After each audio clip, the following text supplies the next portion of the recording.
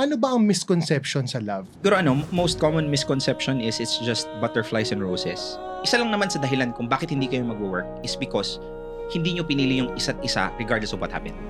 And mind you, it's fine.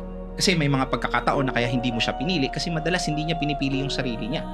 So how can you love someone who's not capable of loving themselves? You'll always be working on falling in love over and over again with the person that you marry. Yung asawa mo will not be the same person she would be when she's a mother. She's nung nag-date pa kami ni Chris, very party era pa kami, so lumalabas. And then ngayon may anak na, iba na naman yung ugali niya, iba na naman yung ugali ko, and iba na naman yung direction ko. So you always have to work on these kinds of things, and it will always be ever evolving. So you're not just marrying one person, you're marrying all those future versions of that person. Ganda nun, sa tama. ganda nun. Meron lang din akong gustong sabihin. Yung kanina sabi mo, it's not all butterflies in your stomach. No? Naniniwala ako dyan to a certain degree. Pero kasi naniniwala rin ako dahil sa sinabi niya, if you fall in love over and over again to the same person, hindi dapat mawawala yung butterflies in your stomach. I mean, it gets mo kasi nagbabago yung tao, so she's technically a new person again. Yes. Diba? Parang ganun. So minsan naghuhugas na ng pinggan yan pero parang kinikilig ka. Minsan nagluluto lang ng sinigang yan pero alam mo yan, diba? Maasim. The only reason why people tends to jump from one relationship to the other or nagloko sila, naghanap sila ng iba is ang nakikita lang ng tao na yun is kung ano yung wala siya. So like say for example, ikaw yung babae, ikaw yung jowa. Kaya kayo nagjowa because the things that I like as a man, 80% nandun.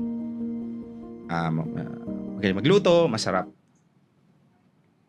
yung ulam, niluluto, Okay. stuff and all, ganon. Naisip din ako doon.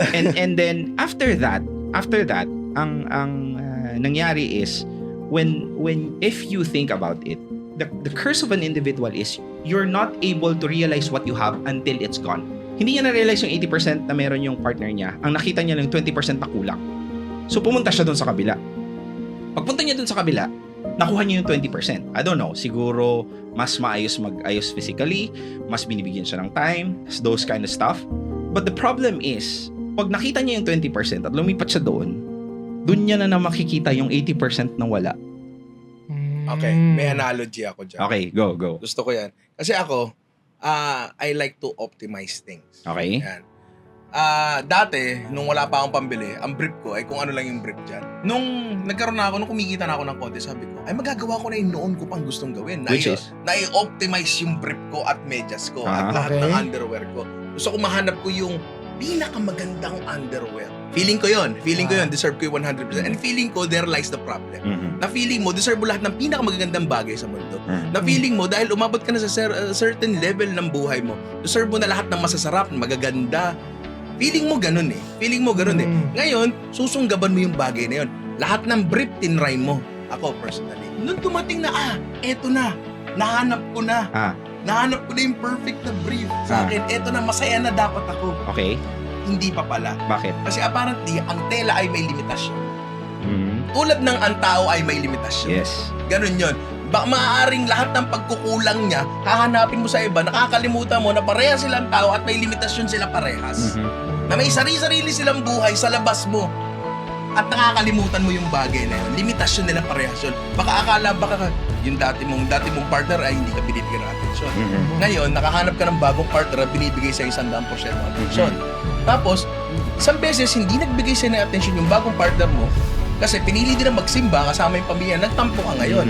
Kasi kaya mo nga siya pinili in the first place. Kasi may 100%. Kung may 100%, pero marirealize mo na walang 100%. Isa ka lang din factor sa buhay niyang malaki at malawak. Yes. Yun yung nagiging problema doon.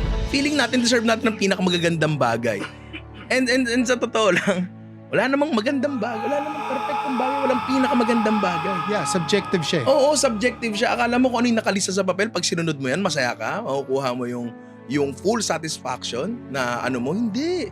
Hindi ganyan yan. Kahit makuha mo ng buong buo yan, at the end of the day, tela pa rin na bumabaho yung brief mo. Ganun yung tingin ko doon. Yung feeling natin na deserve natin yung pinakamagandang bagay at kapag nakuha natin yung bagay na yun, masusolve yung problema natin. Hindi totoo yun.